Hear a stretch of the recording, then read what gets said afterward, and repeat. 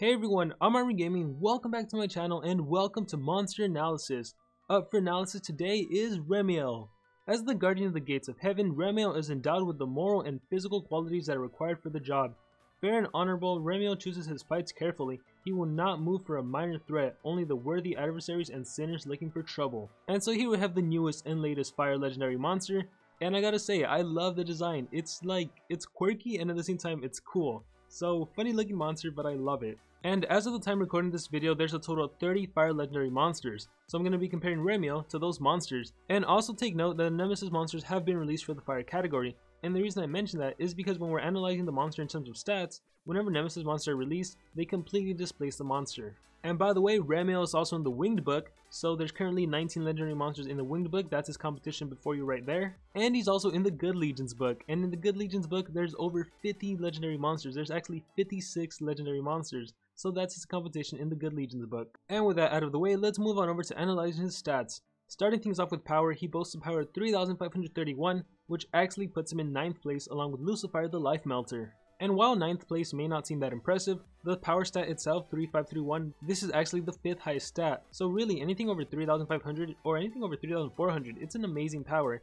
And one more thing you guys should know is that the power stat doesn't matter as much as the skill stat. If a monster has a low power and a high skill stat, they could potentially deal more damage than a monster with a high power and a low skill stat, which I'll demonstrate later on by comparing this monster to Rador, so just wait for that. Remiel also boasts an impressive life stat of 30,763, which is actually the 6th highest life stat along with Ralbog for the fire legendary monsters. And once again, if it wasn't for those pesky Nemesis monsters, he would be tied for having the 3rd highest life stat. And then lastly, Remiel has a speed of 3,432, which actually places him in 11th place along with monsters like Firena, Darmith's Pet, Commander Alvid, and Lucifer the Life Melter. So overall, I would say this monster has some pretty impressive stats. He has a pretty high power, a pretty tanky life, and a pretty good speed. And for those of you that care about gold production, Remiel does have a gold production of 244 gold per minute. And as for his trait, Remiel has Celestial. He's immune to stun, Mega Stun, and bleeding. That's right, we finally have some monsters immune to Mega Stun. And so there are some obvious advantages to having this trait. For example, if you ever face it off against a Brontis, Brontis can immobilize you by stunning, by Mega Stunning, or if he gets its ultimate, he can also Mega Stun you. It's an AoE Mega Stun. So if you facing Brontis, Remiel is like the perfect counter because you don't have to worry about getting immobilized. You can run Remiel as an attacker, you can have that Brontis do a stun, his Mega Stun, whatever, it doesn't matter. Nothing's gonna happen to you, and then you can just take him out on the next turn. And if I'm not mistaken, Hiram the Tenacious, he also has a Mega Stun skill. He might also have an AoE stun or a single stun. So once again, Remiel is a good counter against that. And then there are some other monsters here and there that have Mega Stun. From the light element, Monkey comes to mind, although not that many people use them.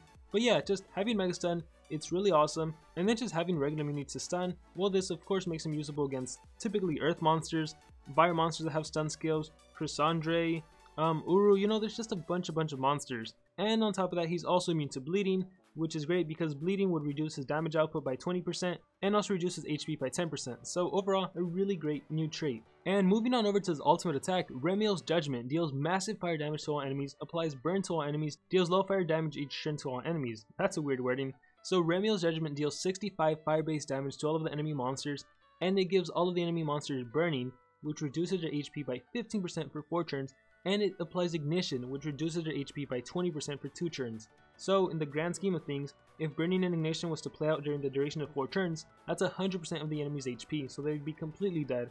But that's just with DLTs. Don't forget, he deals 65 fire-based damage. And so you can pretty much imagine that after Remiel uses this ultimate attack, the enemy monsters are dead, if not by the first turn, then by the second turn. Because on the first turn, the enemies take that 65 damage straight to the face, then Burning and Ignition, that's 35%, and then on the next turn that'd be another 35% for 70% of the HP. Yeah, like I find it really hard for a monster to stay alive past the second turn if you were to start the game off with this ultimate attack. Even if the monster was tanky or if they had life rune, it doesn't matter. Burning and Ignition, it's just that chunk of their life away, you know, that 15, that 20%. So it's a fantastic ultimate attack for this monster. In Skills Group 1, there's nothing really too interesting. I do want to mention Heavenly Smite. Deals moderate special damage to one enemy, applies special weakness and fire weakness to one enemy, requires cooldown. So 40 damage, special base, 26 stamina, 1 turn cooldown. I just like this because it applies special weakness and fire weakness. However, it's only to a single enemy. However, it does do a 2-in-1 as opposed to later on where he has AoEs that do each individual separately. I don't know, I just felt like I should mention this in case someone wants to run it, although I imagine you really don't need to. because what you're really going to want to be doing is deciding from skills in skills group 2 or 3. And with this monster, it really comes down to preference. It really depends on your playing style. Are you the kind of person that likes running 2 AoEs? Do you hate running 2 AoEs? Do you prefer 2 strong attacks? Do you like self skills? It's going to completely depend on your playing style. So I'm going to talk about each individual skill. I'll let you guys know what I prefer, and then you guys, I want to hear from you guys. What do you guys prefer? And so we're going to start things off with Angelic Preparation. Applies damage boost to itself, applies precision to itself, heals itself by 25%, requires cooldown. So this skill costs 20 stamina, has a 2-turn cooldown, you get a 50% damage increase, you get your accuracy increased by 50%, and you heal by 25%. And it's a self skill. What does that mean? That means that this monster is not only immune to stun, mega stun, and bleeding, he's also immune to possession, corruption, and hack, which just severely increased the usability of this monster. Because a while back I did mention that he's a great monster to bring against earth monsters, because earth monsters tend to stun. Well, there's also some earth monsters that can possess, like Baba Yaga. Well, even if a Baba Yaga is faster than you, it won't matter, you can get possessed, and you can just use that turn to set up for the next turn, where you're going to have a damage boost and increased accuracy, so you're not going to be missing your next attack. And of course, this also works against magic monsters. You know, Uru and Chrysandre, they can stun you, but every other magic monster, they can possess you. Well, it doesn't really matter who you're facing, right? Because whether you're stunned, that's not going to affect you. Whether you're possessed, that will affect you, but you just use it to set up for the next attack. And so overall, I just really love this skill, primarily because of the damage boost and the increased accuracy. I love when I know 100% that my attacks are going to land. So that's one great reason to running this skill. He does have another version of it in skills group 3, which I'm going to compare later on, so just hold off for a second. Anointed Blade is the next skill in skills group 2. This skill deals very heavy fire damage to one enemy, and it has a 50% chance of applying stun to one enemy, requires cooldown. So 60 fire based damage to a single enemy monster, 29 stamina cost, 1 turn cooldown, and you have that 50% chance to stun. Now the effect itself, 50% chance to stun, that's like whatever, right? What you should really focus on this skill is the fact that it's 60 damage and a 1 turn cooldown. If we were to assume no runes on this monster, if we were just to use him with his base power, a skill like this against any non-fire monster would deal 8,898 damage, almost 9,000. And that's without any runes, so if you run this monster with 2 strength runes, 2 pretty high level strength runes, he has the potential to take out a monster with just one hit, one single sweep of his Anointed Blade. And in those situations where they do stay alive, well, now you have that 50% chance to immobilize. And by the way, if you run Angelic Preparation and Anointed Blade, well, if you give yourself that increased accuracy, then that stun actually has a higher likelihood of landing, but at the same time, you're going to have a damage boost, so most likely at that point, Anointed Blade is going to kill the enemy monster. So yeah, while I know the effect may suck, just the fact that it's 60 damage with the 1 turn cooldown, I think that's the main selling point of this skill. I really wish it would have been special based, but hey, it's still fun. The next skill we have is Hell's Curse, deals moderate fire damage to all enemies, applies fire weakness to all enemies, requires cooldown. And so this skill is an AoE that deals 40 fire based damage, costs 34 stamina, it has a 2 turn cooldown, and it applies fire weakness, which essentially means that all of your fire attacks are going to be 50% stronger. And so currently my feelings are a little iffy about this skill. I do love that it's an AoE and you actually have another AoE, and typically with a strong attacker, if you use 2 AoEs back to back, that's typically going to wipe out all of the enemy monsters, assuming you don't miss. But Hell's Curse, what I don't like about it is that you don't have another fire based AoE. Your other AoE is actually special based, and so the only skill you can really synergize with Hell's Curse is Anointed Blade and the skills from skills group 3. So that sucks. Like, do you really want to set up with fire weakness and then on the next turn use a strong skill like Anointed Blade, which you could have probably just done from the get-go to single hit an enemy monster and wipe them out? So right now, I don't know how I feel about this skill. If you have another fire monster in your team, then it's great because you can set up. But at the same time, Remiel, he's not a setup monster, he's not a supportive monster. Remiel has the potential to take out an enemy monster in 1 hit. So Hell's Curse, I'm a little iffy about it, although I might still recommend running it. Let's just talk about skills group 3 and we'll get back to this. So in skills group 3 he has Prayer for Cleansing, removes all negative status effects, applies double damage, and heals itself by 25%, requires cooldown. So this time around it costs less stamina, 17 stamina, it has a 3 turn cooldown, so 1 higher than before, it removes negative effects, it gives him double damage, however it's only for 1 turn, and he heals by 25%. And so now the question becomes, which self skill is better? Is it Prayer of Cleansing or is it Angelic Preparation? What I like about Prayer for Cleansing is that you remove negative effects. So if you're blinded, if you're dazed, if you're sunburned, if you have any sort of DLT or anything that reduces your accuracy, you will completely get rid of it, and you're going to give yourself that double damage for the next attack. So you have 1 attack, you gotta make it count to wipe out the enemy monsters. And more on the fact that you remove negative effects, this means you're also basically immune to 2 turn possession. Whereas for Angelic Preparation, sure you're immune to possession, but it's only for 1 turn.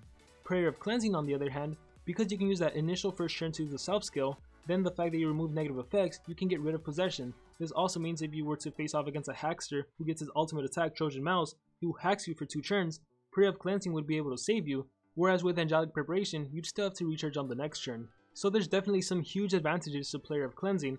At the same time, however, you don't get that increased accuracy, so your next attack, it might miss, A single hit still has a 95% accuracy, an AoE that still has a 90% accuracy.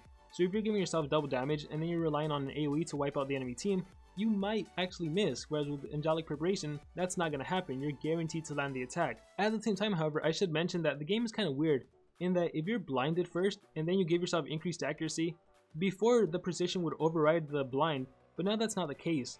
And I've had experiences where I'm blind, I give myself precision, and I still miss for the next 2 turns, and I'm like, what the heck? I don't know if that's a bug, I don't know if that's going to be fixed, but right now it's kind of weird. You would think that precision and blind, they just cancel out each other, but it doesn't appear to be the case. And so it's seriously a pretty hard decision deciding which skill to run.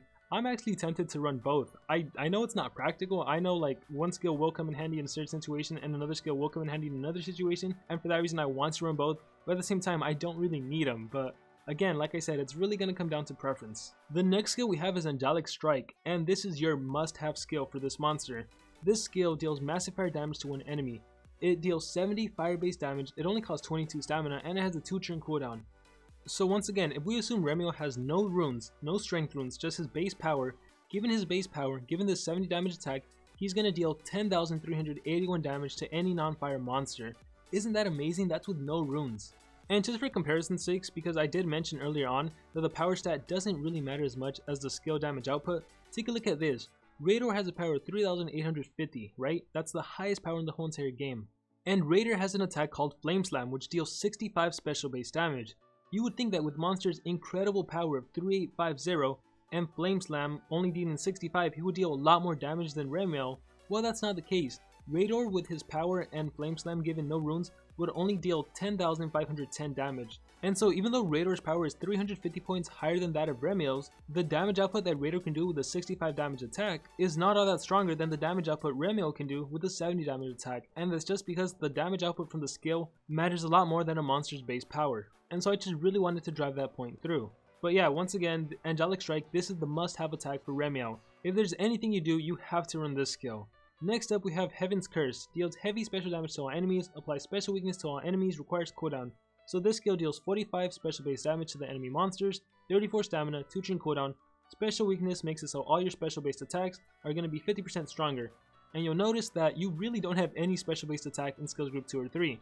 Your only other special based attack is a self skill, and if you do want a special based attack, well, you're going to have to look nowhere else but skills group 1, which again, there's really no reason to run these skills. And so that brings us to our dilemma. What skill set do we run on this monster? Heaven's Curse I think could be a really great skill to start off with. Comparing Heaven's Curse and Hell's Curse, I feel like Heaven's Curse is more practical because you're going to have 3 legendary monsters on your team. Typically you're going to have a deny monster that goes first, and if you can get Remiel to go next, even as an attacker, just have him attack the enemy with Heaven's Curse. Maybe you have another secondary attacker that also has a special based 45 AoE that just wipes out all of the enemy team. So I think that can be a good strategy.